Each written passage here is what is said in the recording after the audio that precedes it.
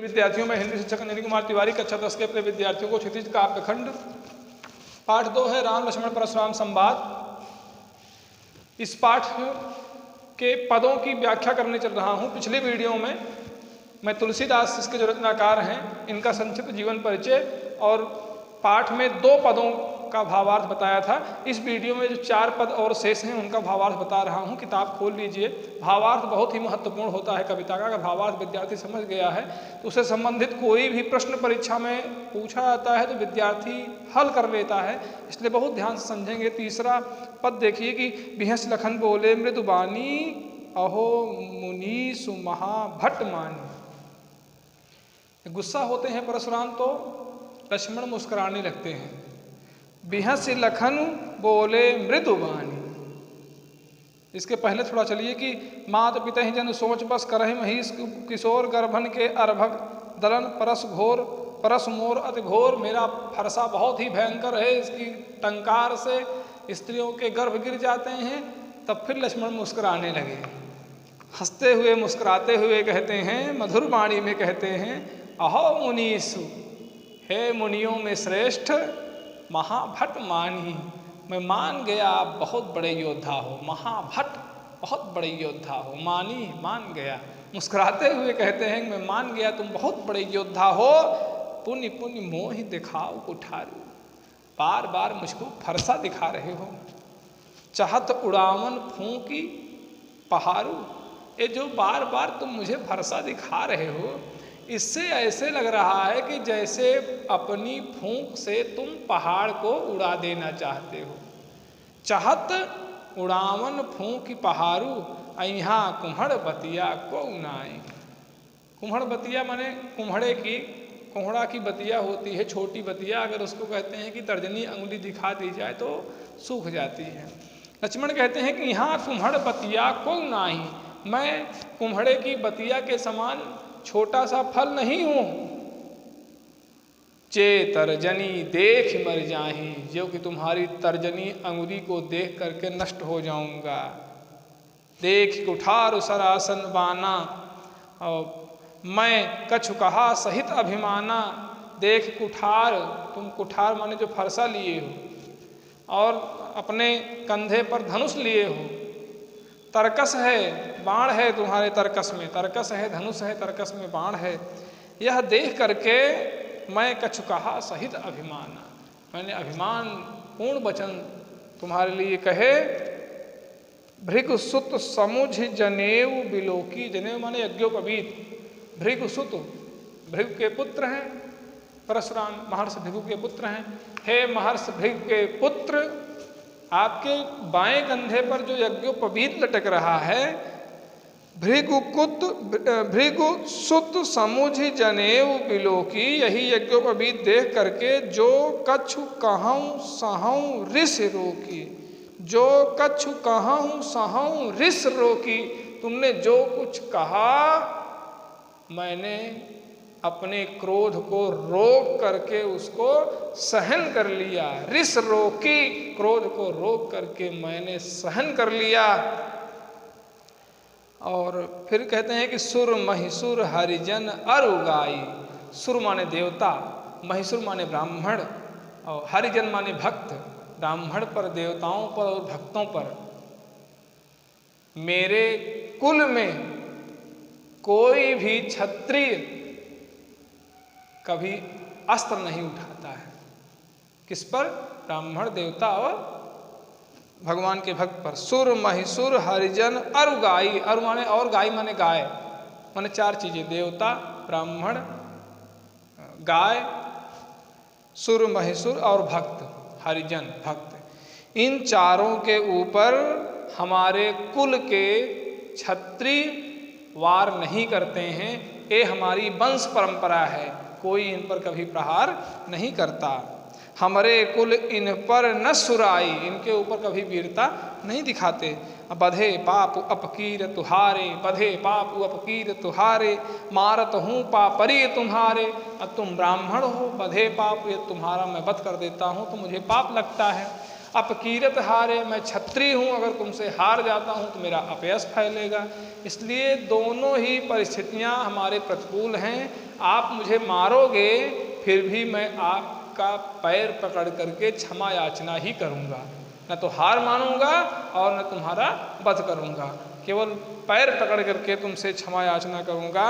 मारत हूँ पापरी तुम्हारे, यदि तुम मुझे मारोगे, पापरी माने तुम्हारे पैरों में गिर करके, पापरी पैर पकड़ करके तुम्हारे माने तुम्हारे क्षमा याचना करूँगा। कोटि कुलिस्सम वचन तुम्हारा, व्यर्थ धरहु धन बाण कुठारा। बिना मतलब के तुम अपने कंधे पर धनुष, तरकस में बाण और हाथों में फरसा लिए हो।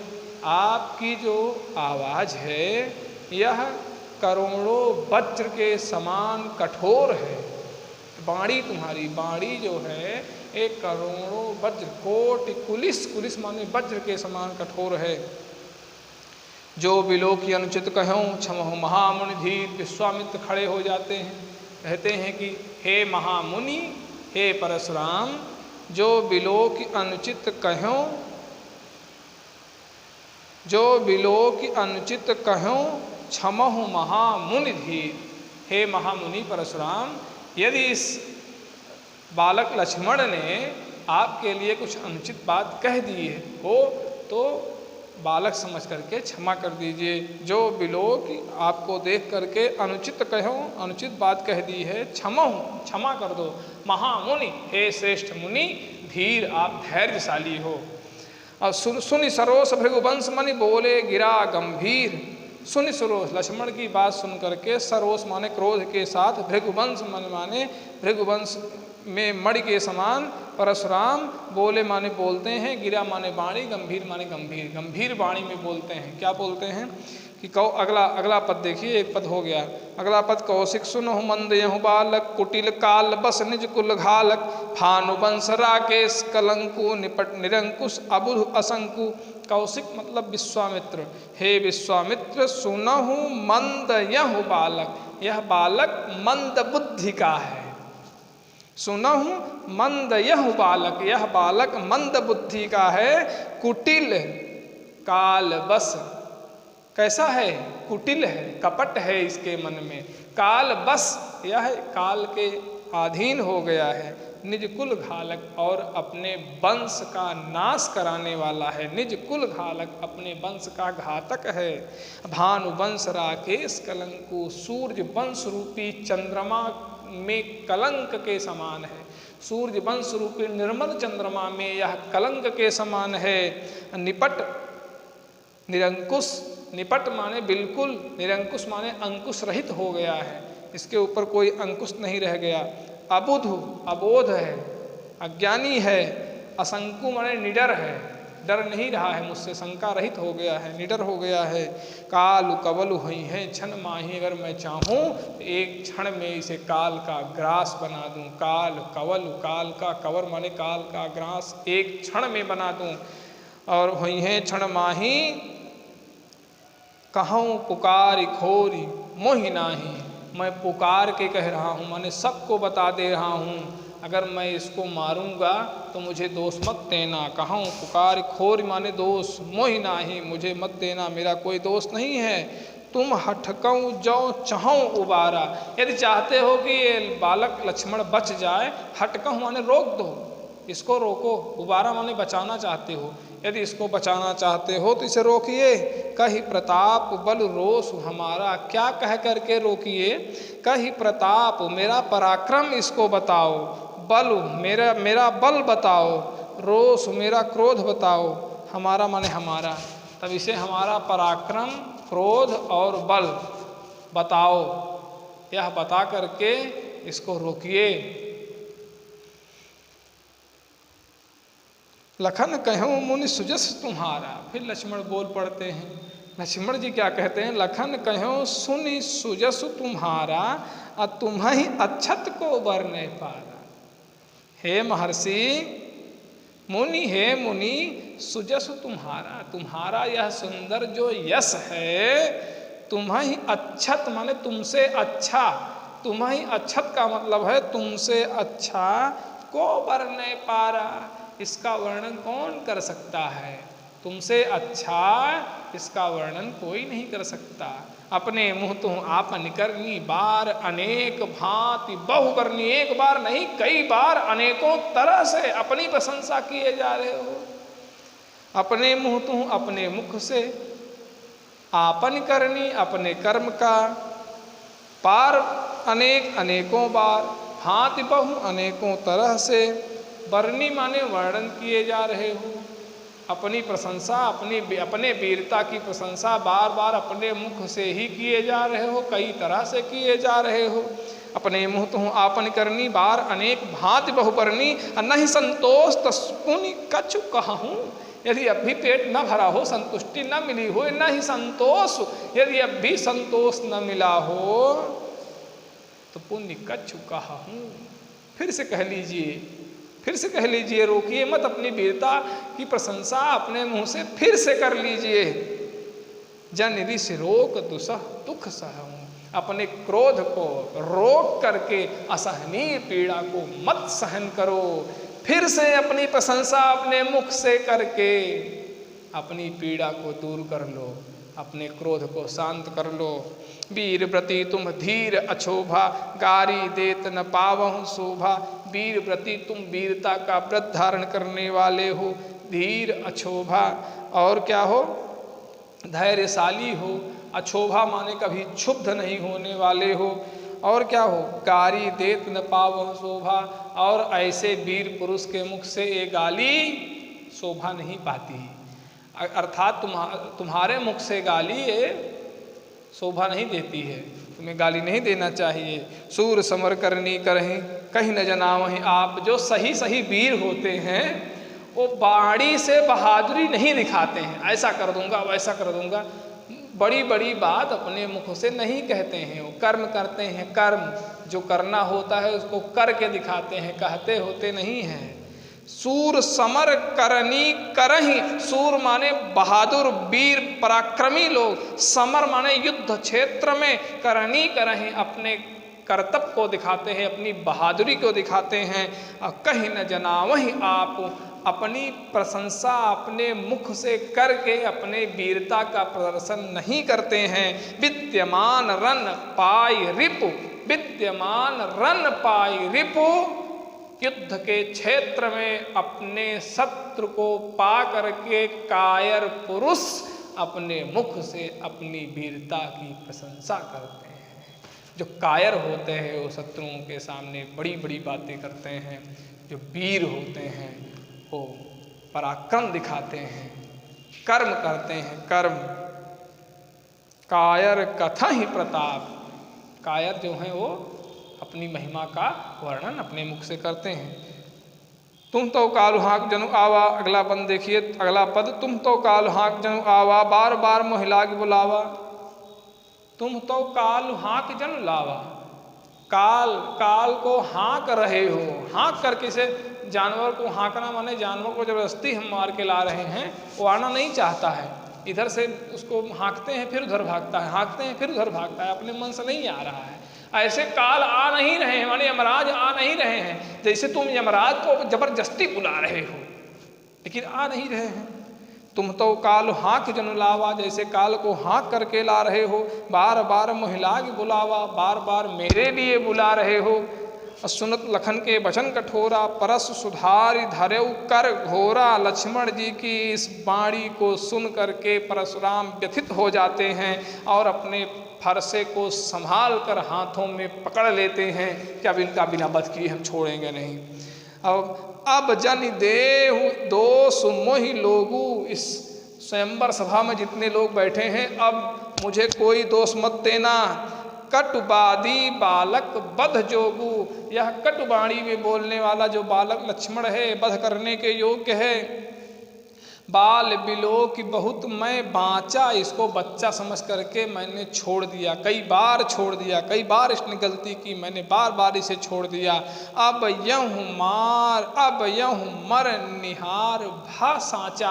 अब मैं सत्य कहता हूँ कि अब यह मरने के योग्य हो गया है, अब इसे मैं नहीं छोड़ूंगा। कौशिक कहा क्षमी अपराधु, बाल दोष गुण गनी न साधु। कौशिक माने विश्वामित्र बोल पड़ते हैं। वो कहते हैं जो सज्जन लोग होते हैं वो बच्चों के अपराध पर ध्यान नहीं देते। आप सज्जन हो, साधु हो, लक्ष्मण अभी बालक है, इसीलिए उसके अपराध को क्षमा कर दो। कौशिक कहा क्षमी अपराधु, कौशिक माने विश्वामित्र ने कहा कि लक्ष्मण के अपराध को क्षमा कर दो।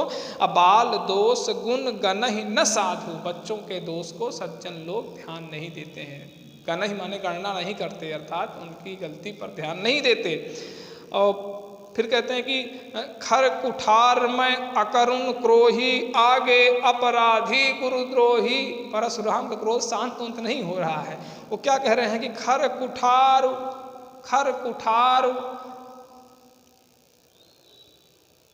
अकरुण कोही, खर कुठार माने जो मेरा फरसा है बहुत तेज धार वाला है। खर कुठार तेज धार वाला फरसा हमारे हाथ में है। अब मैं कैसा हूँ, कैसा क्रोधी हूँ, निर्दयी क्रोधी हूँ। अकरुण माने निर्दयी, कोही माने क्रोधी हूँ, मैं निर्दयी क्रोधी हूँ। क्रोध आता है तो निर्ममता पूर्वक वध कर देता हूँ जिसके ऊपर मुझे क्रोध आता है, परशुराम कह रहे हैं। और फिर क्या कहते हैं कि आगे अपराधी गुरुद्रोही, और मेरे सामने गुरुद्रोही, मेरे गुरु से द्रोह करने वाला अपराधी खड़ा हो। आगे अपराधी गुरुद्रोही, उतर देत छोड़ो बिनु मारे, केवल कौशिक सील तुम्हारे। ये मुझे बार बार उत्तर दे रहा है, जवाब सवाल कर रहा है, फिर भी यदि इसे मैं छोड़ दे रहा हूँ, नहीं मार रहा हूँ, हे कौशिक, हे विश्वामित्र, केवल कौशिक सील तुम्हारे, सील का मतलब है प्रेम, हे विश्वामित्र तुम्हारे स्नेह, तुम्हारे प्रेम के कारण मैं इस बालक लक्ष्मण को छोड़ दे रहा हूँ। नत यही काटि कुठार कठोरे, गुरहि उरिन होते श्रम थोरे। नहीं तो अभी थोड़ा सा परिश्रम लगता, बस यहूँ काटि कुठार कठोरे, अपने कठोर फरसे से इस बालक के मस्तक को काट के गिरा देता। गुरहि उरिन होते श्रम थोरे, थोड़ा सा परिश्रम करके मैं गुरु जी के ऋण से उऋण हो जाता। आगे फिर क्या कहते हैं कि गाधि सूनु कहा हृदय हंसी, अमुनि हरियरे सूझ, अयमय खाण न ऊख में, अजहु न बूझ अबूझ। सुनिएगा दोहे का आशय क्या है। गाधि सून का मतलब है विश्वामित्र, गाधि सून विश्वामित्र। गाधि सूनु कह हृदय हंसी, विश्वामित्र अपने अंदर हंसने लगते हैं, माने हृदय से हंसने लगते हैं, बाहर से नहीं दिखाते हैं, अंदर उनको हंसी आती है परशुराम के ऊपर। गादिसून का मतलब है विश्वामित्र। विश्वामित्र अपने हृदय से हंस करके सोचते हैं कि मुनि हरिहरे सूझ, इन मुनि परशुराम को जहाँ तक दिखाई दे रहा है कुल हरियर हरियर दिखाई दे रहा है, हरियर सूर्य सब हरा भरा दिखाई दे रहा है, इनको पता नहीं है।